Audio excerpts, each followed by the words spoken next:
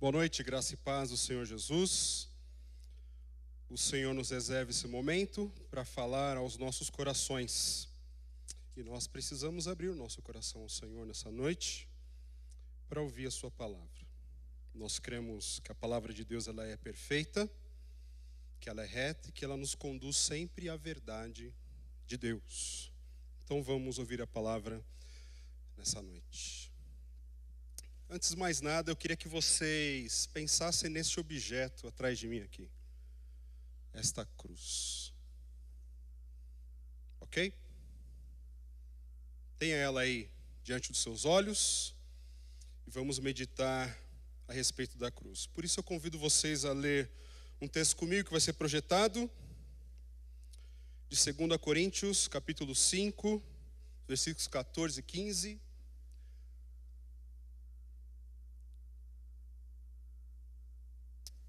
Consegue ler aí? É possível? Vamos lá. Pois o amor de Cristo nos constrange, porque estamos convencidos de que um morreu por todos, logo, todos morreram. E ele morreu por todos para que aqueles que vivam já não vivam mais para si mesmos, mas para aquele que por eles morreu e ressuscitou. Foi bom para o ensaio? Dá para ler aí ou não? Ou vocês vão abrir nas suas Bíblias? Tá boa a projeção? Tá? Então falta vocês falar mesmo, né? Ok. Então já acabou a timidez. Fiquem tranquilos. Vocês estão olhando para mim. Eu não consigo ver todos aqui de uma vez. Então vamos lá. Mais uma vez. 2 Coríntios 5, 14 e 15. Pois...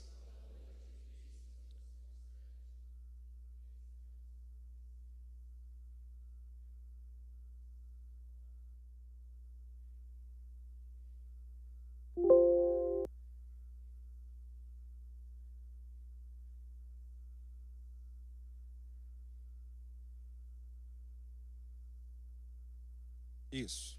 2 Coríntios 5, 14 e 15. Constrangidos pela cruz. Constrangidos pelo amor de Deus. Quando eu olho para a cruz e eu começo a lembrar do amor de Deus, eu começo a meditar nos efeitos da crucificação do meu Salvador, do nosso Salvador Jesus, eu fico constrangido. O apóstolo Paulo, falando à igreja de Corinto, ele diz que o amor de Cristo constrange. O constrange. A cruz era um objeto de tortura, de pena. Era uma morte tão cruel, tão humilhante, tão vergonhosa, que um cidadão romano não poderia ser crucificado. Olha só, era um instrumento de tortura de Roma, mas mesmo que um romano fosse alguém que cometesse um crime hediondo, ele não poderia, por ser cidadão romano, ele não poderia ser crucificado. Mas os demais, que não eram romanos, eles eram crucificados. Era um momento de agonia, de tortura, uma morte terrível. Os braços, os pés eram fixados na cruz com cravos.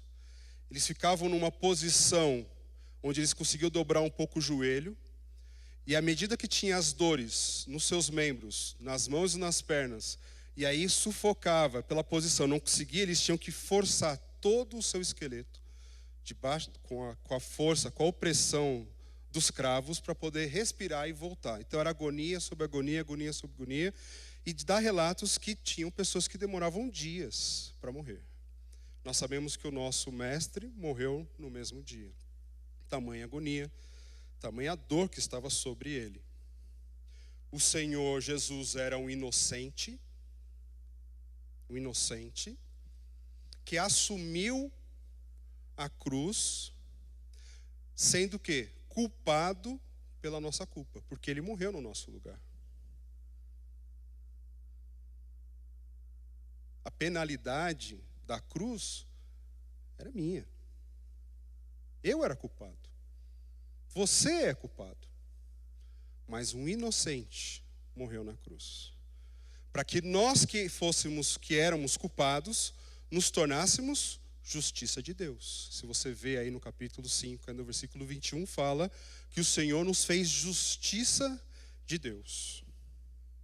E quando eu falo que a cruz é algo que nos constrange, que me constrange, que deve nos constranger, porque ela simboliza o amor de Deus, o que eu estou querendo dizer sobre constrangimento?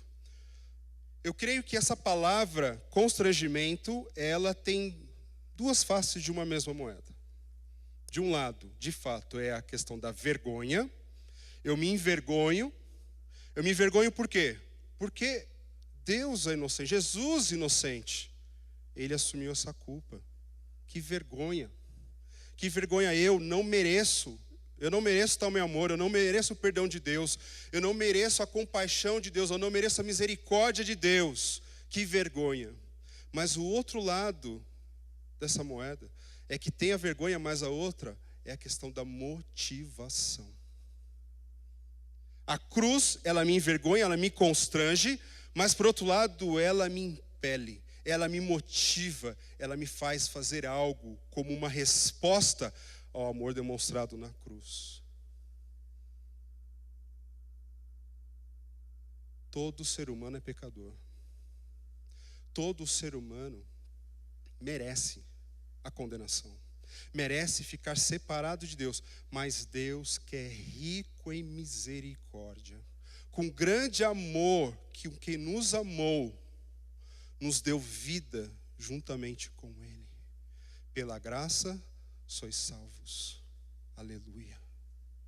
Você é grato pela cruz? Você se constrange ao olhar para esse objeto? Ao olhar para esse objeto e imaginar o sofrimento do Deus Criador, que se encarnou, que se fez homem, que se humilhou, que não cometeu nenhum pecado, a assumir a culpa da cruz, para que nós hoje pudéssemos ter em Cristo vida abundante, viva esperança. Porque quando eu olho para a cruz, eu tenho que lembrar que antes eu era pecador, mas hoje eu sou justo. Antes eu era condenado, eu merecia a morte, eu merecia uma separação de Deus, mas hoje eu estou liberto, estou salvo. Antes eu era inimigo de Deus, são essas palavras que a Bíblia usa para aqueles que não estão em Cristo, inimigos de Deus, mas hoje eu tenho paz com Deus. Antes eu era filho da desobediência, hoje eu sou filho de Deus. Deus é meu Pai, Deus é o nosso Pai. Antes eu não tinha esperança no mundo, mas hoje em Cristo eu tenho uma viva esperança. Você faz parte também dessa alegria, dessa graça? Eu falei aqui na primeira pessoa, falei de mim, mas você está comigo nessa? Então vamos olhar para a cruz e nos constrangermos um pouco pelo amor, o amor que constrange, mas o amor que deve nos impelir, nos motivar. Por isso eu quero que vocês leiam mais uma vez o texto comigo. Vamos lá. Pois o amor de Cristo nos constrange, porque estamos convencidos de que um morreu por todos, logo todos morreram. E ele morreu por todos, para que aqueles que vivam já não vivam mais para si mesmos, mas para aquele que por eles morreu e ressuscitou. Então a nossa vida pertence a quem? A Cristo. A vida não pertence mais a mim, pertence a Cristo. Então, olhando para a cruz, me constrangendo, com vergonha, mas motivado de corresponder esse amor que eu recebi do Senhor, eu quero dizer uma coisa para você. Senhor, quero dizer para o Senhor, Senhor, tudo te entregarei. Por estar constrangido diante da cruz, o que eu digo para Deus é: Senhor, tudo te entregarei. Tudo, tudo, tudo te entregarei. Tudo te entregarei. E aí eu convido vocês a abrirem suas Bíblias no Antigo Testamento, Gênesis capítulo 22, nós vamos ler do versículo de 1 a 4.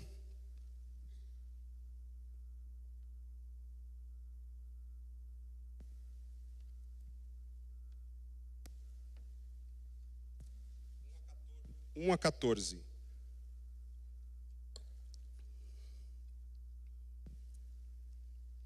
Gênesis 22, de 1 a 14. Passado algum tempo, Deus pôs Abraão à prova, dizendo-lhe: Abraão. Ele respondeu: eis-me aqui. Então disse Deus: tome seu filho, seu único filho, Isaque, a quem você ama, e vá para a região de Moriá. Sacrifique-o ali como holocausto, num dos montes que lhe indicarei. Na manhã seguinte, Abraão levantou-se e preparou o seu jumento. Levou consigo 2 de seus servos e Isaque, seu filho. Depois de cortar lenha para o holocausto, partiu em direção ao lugar que Deus lhe havia indicado. No terceiro dia de viagem, Abraão olhou e viu o lugar ao longe. Disse ele a seus servos: fiquem aqui com o jumento, enquanto eu e o rapaz vamos até lá. Depois de adorarmos, voltaremos. Abraão pegou a lenha para o holocausto e o colocou nos ombros de seu filho Isaque, e ele mesmo levou as brasas para o fogo e a faca. E caminhando os dois juntos, Isaque disse a seu pai, Abraão: meu pai. Sim, meu filho, respondeu Abraão. Isaque perguntou: as brasas e a lenha estão aqui, mas onde está o cordeiro para o holocausto? Respondeu Abraão: Deus mesmo há de prover o cordeiro para o holocausto, meu filho. E os dois continuaram a caminhar juntos. Quando chegaram ao lugar que Deus lhe havia indicado, Abraão construiu um altar e sobre ele arrumou a lenha. Amarrou seu filho, Isaque, e o colocou sobre o altar, em cima da lenha. Então estendeu a mão e pegou a faca para sacrificar o seu filho. Mas o anjo do Senhor o chamou do céu: Abraão, Abraão. Eis-me aqui, respondeu ele. Não toque o rapaz, disse o anjo. Não lhe faça nada. Agora sei que você teme a Deus, porque não me negou seu filho, o seu único filho. Abraão ergueu os olhos e viu um carneiro preso pelos chifres num arbusto. Foi lá pegá-lo e o sacrificou como holocausto em lugar de seu filho. Abraão deu àquele lugar o nome de O Senhor Proverá. Por isso, até hoje se diz: no monte do Senhor se proverá. Vamos orar mais uma vez.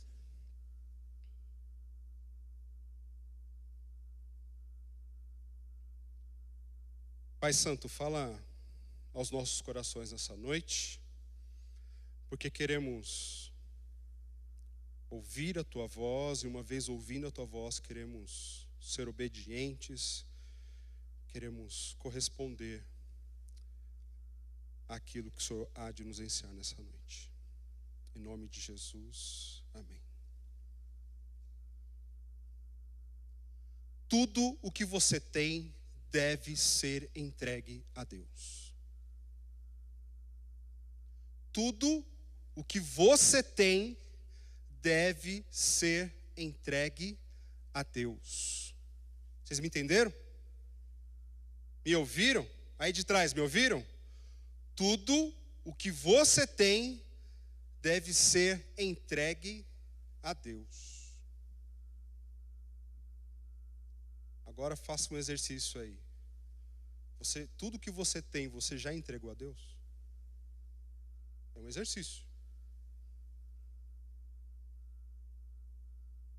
Qual é a frase que eu disse mesmo? Tudo o que eu tenho deve ser entregue a Deus. Tudo o que eu tenho deve ser entregue a Deus. mas eu já entreguei tudo a Deus? Você já entregou tudo a Deus? Você tem sonhos, objetivos, desejos? Sim? Você já entregou esses sonhos, objetivos, desejos a Deus, de verdade, 100%? Sim ou não? Responde aí. Sabe por que nós temos que entregar tudo que nós temos a Deus? Porque se nós não entregarmos tudo a Deus, essas coisas começam a tomar conta do nosso coração. Não existe neutralidade na vida espiritual. Ou tudo pertence a Deus, ou você vai entrar em guerra com o Senhor. Coisas irão te dominar. Dominar o seu coração. Coisas, pessoas, seus objetivos, seus sonhos, tudo, porque o nosso coração é uma fábrica de ídolos. Ou você entrega a Deus, ou isso vai começar a moldar o seu caráter. O que está moldando o seu caráter? É o temor ao Senhor ou são os seus desejos? Por que eu digo isso?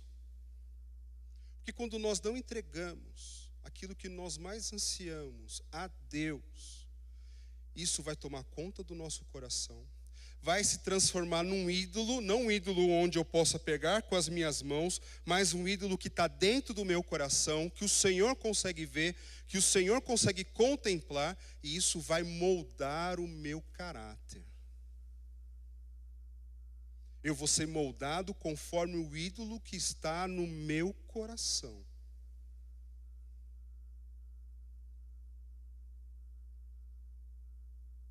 Vai ser projetado umas frases do Tim Keller, um pastor americano, no livro Deuses Falsos. Nós já lemos esse livro, o pastor Vitor deu um curso de, será a palavra também.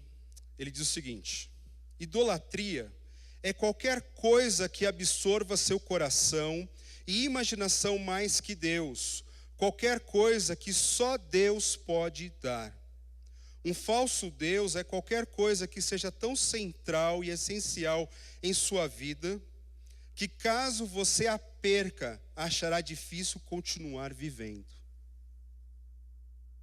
Idolatria. Virando aí, de novo, tem mais outra citação.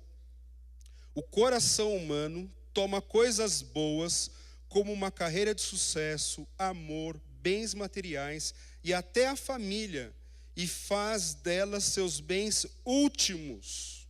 Nosso coração as diviniza como se fosse o centro de nossas vidas, porque achamos que podem nos dar significado e proteção, segurança e satisfação se as alcançarmos. Você já entregou tudo que você tem a Deus? Abraão, um homem de Deus, um homem que ouviu a voz de Deus e pela fé obedeceu, saiu da sua parentela, saiu da sua terra e foi por um caminho onde o Senhor começou a guiá-lo. Abraão, o pai da fé. Abraão, o patriarca do povo de Israel, um homem que ouviu Deus, que Deus se apresentou para ele e falou assim: eu vou te dar um filho, e esse filho, a sua descendência, vai abençoar todas as famílias da terra. Que promessa abençoada que ele recebe do Senhor.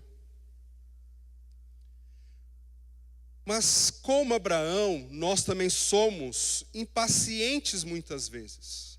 Nós não esperamos aquilo que Deus reservou para nós, e nós começamos a ajudar Deus, porque Deus está demorando, né?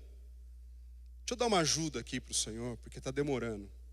E aí Abraão, ele fala: Deus vai me dar um filho. Então ele pega uma escrava, já que as escravas, as servas dele eram praticamente suas mulheres. Ele pega Agar, tem um filho com ela, Ismael, ele fala: aqui, ó, está aqui, minha descendência. Agora, Senhor, abençoa, tá? Já fiz tudo certo, agora assina embaixo. É assim que o nosso coração, ele trabalha quando nós não entregamos tudo para Ele. Nós queremos ajudar o Senhor, nós queremos dar uma força para Deus. Só que Deus vira para Abraão e fala assim: este não é o filho da promessa. E ele tem um grande problema com a mulher Agar, dificuldade. Depois, o povo que provém de Ismael vira um povo inimigo do povo de Israel. Ismael não era o filho prometido. Mas depois de um tempo, depois de alguns anos, Deus abençoa Sara, Deus abençoa Abraão e vem Isaac, filho da alegria, o filho que traz alegria àquela casa. E é uma promessa de Deus, certo? É cumprida. E o que acontece? Ele fica feliz, ele louva a Deus certamente. Mas como Tim Keller sabiamente disse, e nós sabemos, que nós temos a capacidade de pegar coisas boas, legítimas, e transformá-las em ídolos, coisas que nos dominam. E fica claro aqui no texto que Deus pôs Abraão à prova, porque Abraão começou a amar seu filho demais. Começou a proteger o seu filho demais. Começou a se contentar, a se satisfazer com o seu filho demais. Ao ponto de Deus começar a pegar a escada e começar a descer alguns degraus. E o seu filho subir e ocupar o lugar do Senhor. Por isso que aquela frase, eu repito de novo, vocês vão dormir com essa frase na cabeça. Tudo o que eu tenho, tudo o que você tem, deve ser entregue a Deus. Tudo. Tudo. E quando nós não fazemos isso, o Senhor permite provas, permite situações onde nós venhamos a nos aproximar dEle, para que o Senhor possa revelar o nosso coração e tomarmos as decisões que nós precisamos tomar. Porque quando nós entregamos tudo para Deus, nós estamos tomando uma decisão de andarmos debaixo do temor do Senhor. Do temor do Senhor. Da palavra do Senhor.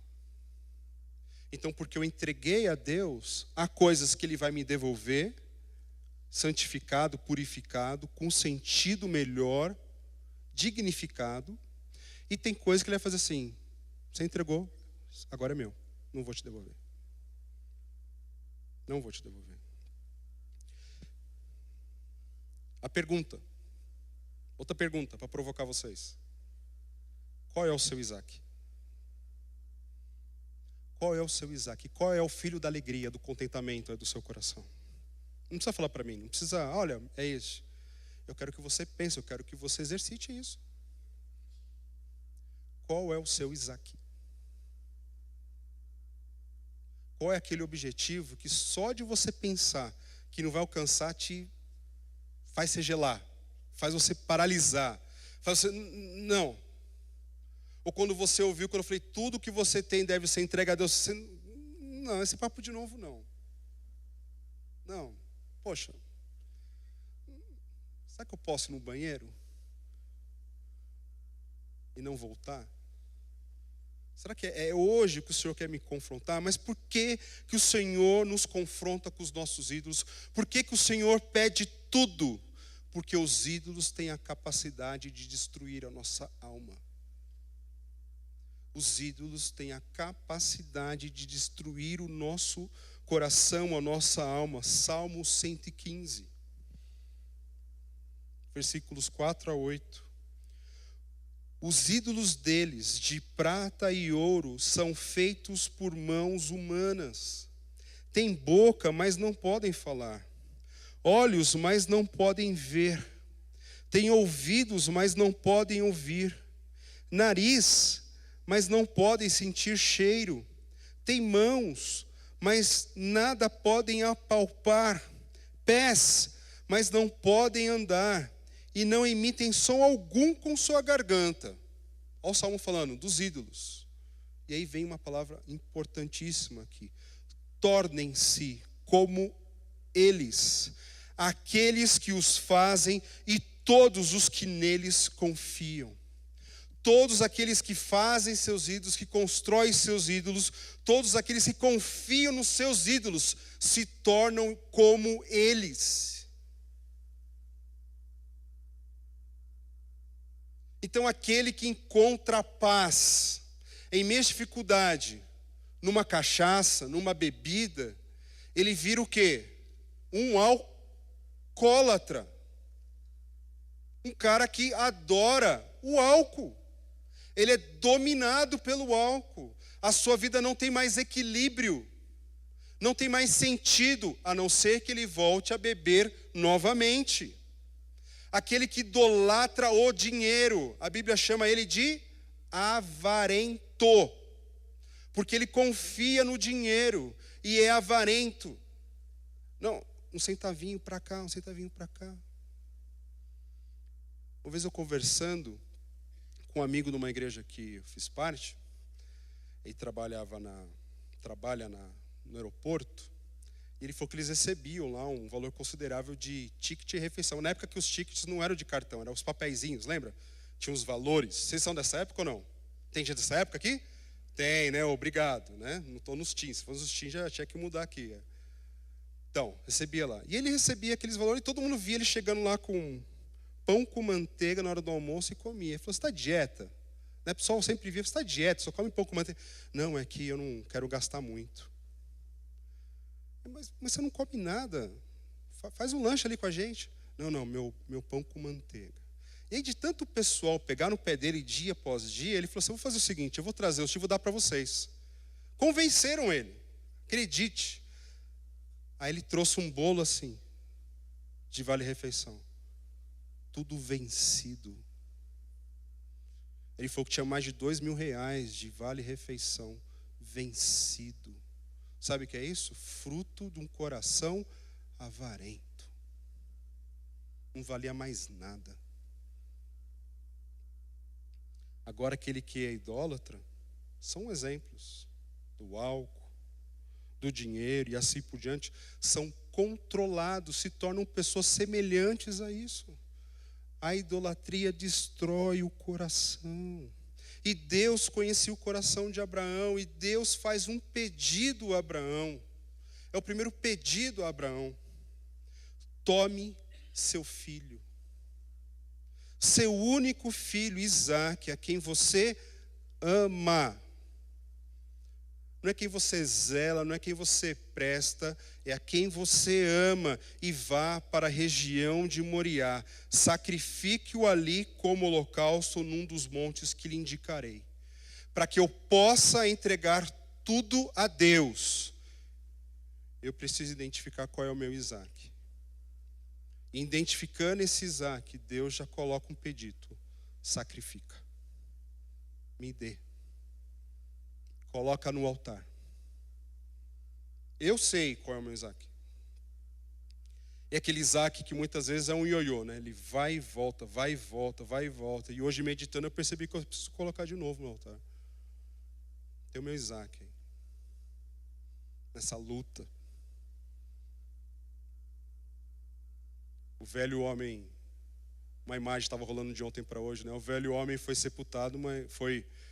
no batismo ele foi imerso, mas ele sempre está aparecendo de novo. A gente tem que colocar ele para baixo de novo. Morre. Morre minhas vontades, morre meus desejos. Eu quero honrar a Deus. Você já identificou o seu Isaque aí? Identificou? Eu sei qual é o meu. Então existe um pedido para o Senhor, do Senhor para você. Entrega para mim. Entrega para mim. A segunda coisa que acontece aqui, e que é importante para que você possa entregar tudo, é que quando há o pedido, Abraão imediatamente ele corresponde. Existe no seu coração o quê? Prontidão. Ele não ficou matutando aquilo, então, deixa passar o ano, já estamos em dezembro, vai chegar janeiro, eu faço aquela promessa lá no final do ano, tal, resolvo aquilo lá no dia 31, tem o culto de dedicação aqui da igreja, a gente fica de joelho aqui, eu consagro o Senhor. Deixa chegar o dia 31. Não. Houve prontidão. Uma vez que a voz do Senhor chegou diante de Abraão, houve prontidão. Na manhã seguinte, Abraão levantou-se e preparou seu jumento, levou consigo 2 de seus servos e Isaque, seu filho. Prontidão. Se você deseja honrar a Deus, porque você está constrangido por aquilo que Ele fez por você, e você deseja entregar tudo a Deus, precisa ter prontidão no seu coração. Não é para 2019, não. É para hoje, é para já. E eu estou nesse desafio aí, e é para já, Fábio.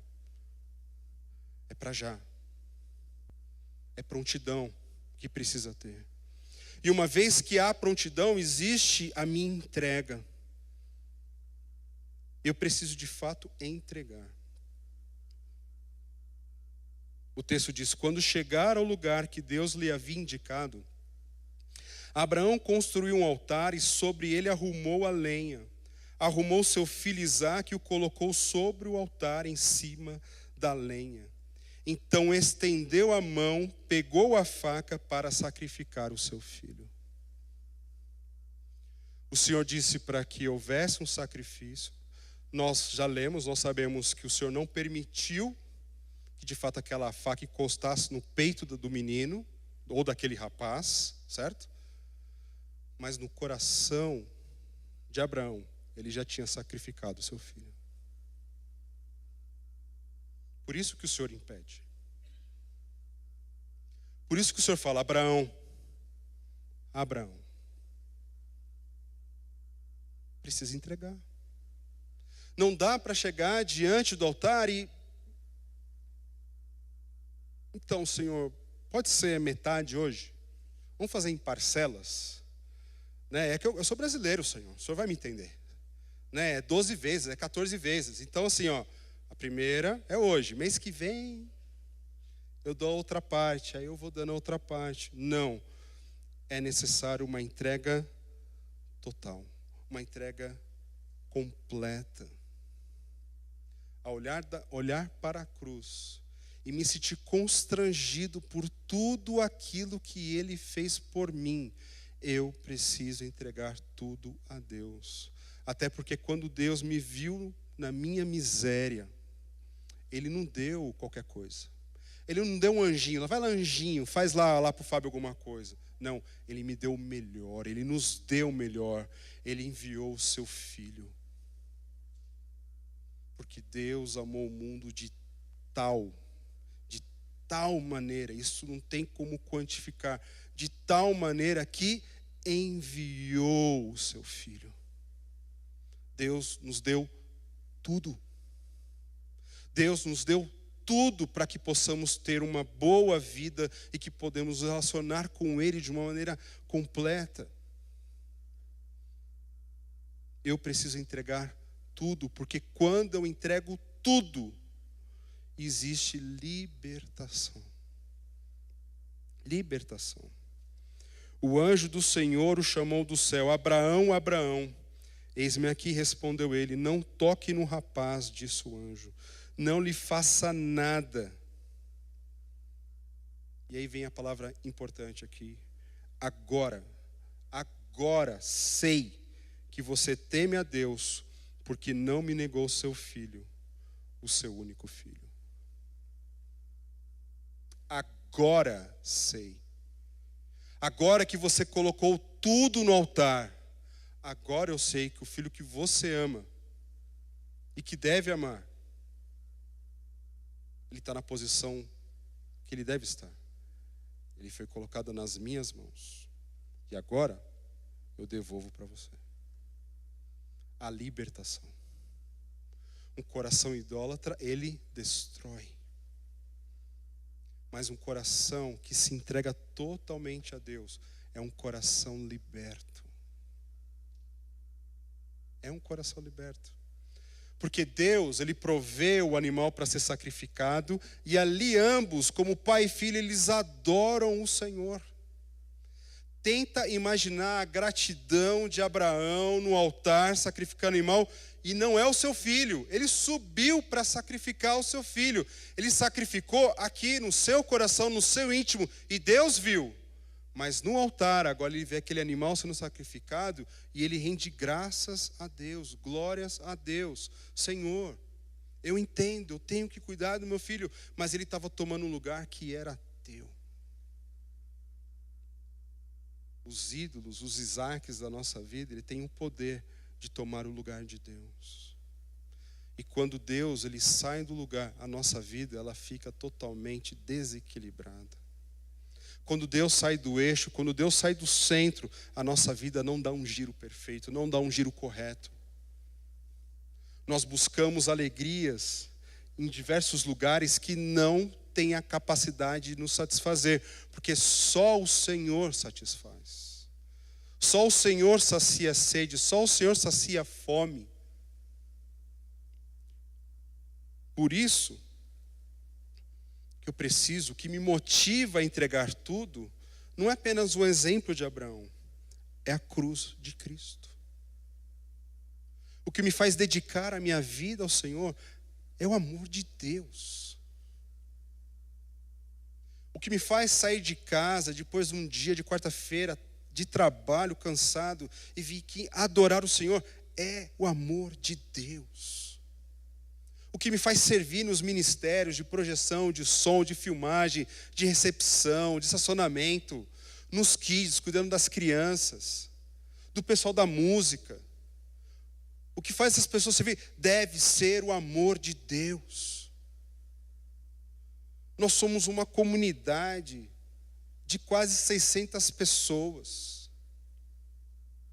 E o amor de Deus deve permear nossos corações para que possamos e venhamos a servir uns aos outros com alegria.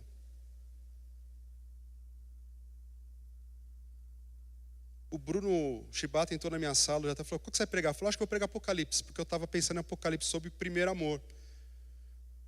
Eu ia falar sobre outra coisa.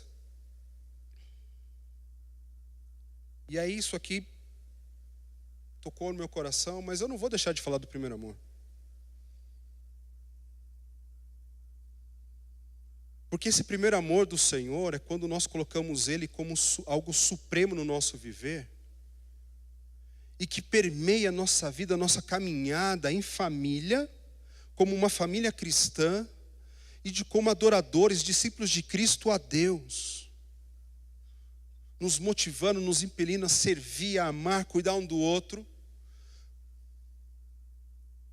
Mas aquela igreja de Éfeso, que era uma igreja exemplar doutrinariamente, sabia identificar os falsos ensinamentos, os falsos profetas. Eles lutavam contra a imoralidade sexual, entrar no seio da igreja. Eles eram perspicazes, perseverantes com isso. Eles sofriam por causa do nome do Senhor, mas algo que eles estavam começando a cair era no amor do Senhor.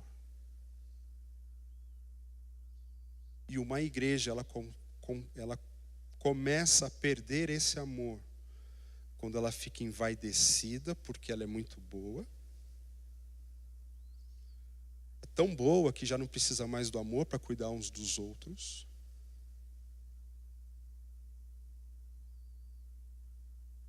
E essa vaidade vai tomando o coração e o amor vai ficando de lado, até o ponto que o amor sai e ninguém cuida mais de ninguém. Então até o meu coração, o meu ministério, eu preciso colocar diante do Senhor, eu preciso colocar no altar. Eu preciso colocar no altar porque em tantos anos de igreja eu nunca servi em um ministério. Eu vou colocar no altar essa minha indisposição de servir. Porque hoje eu fui lembrado daquilo que Cristo fez por mim, que me constrange, não me envergonha, porque eu não mereço. Não, mas eu recebi. Eu não vou abrir mão disso, então eu vou fazer algo para o Senhor. Não abandonemos o primeiro amor. O amor à obra de Deus, o amor ao Evangelho, o amor a Cristo. E é a noite para você entregar. É a noite para você vir aqui à frente, no seu coração, não precisa vir aqui à frente. mas no seu coração, você dedicar ao Senhor. Porque quando você entregar tudo para Deus, você será liberto. A paz vai reinar no seu coração. O contentamento do Senhor vai tomar conta do seu ser. E você, por estar desse jeito, vai louvar a Deus como nunca louvou o Senhor. Ou voltar a louvar a Deus como antes fez.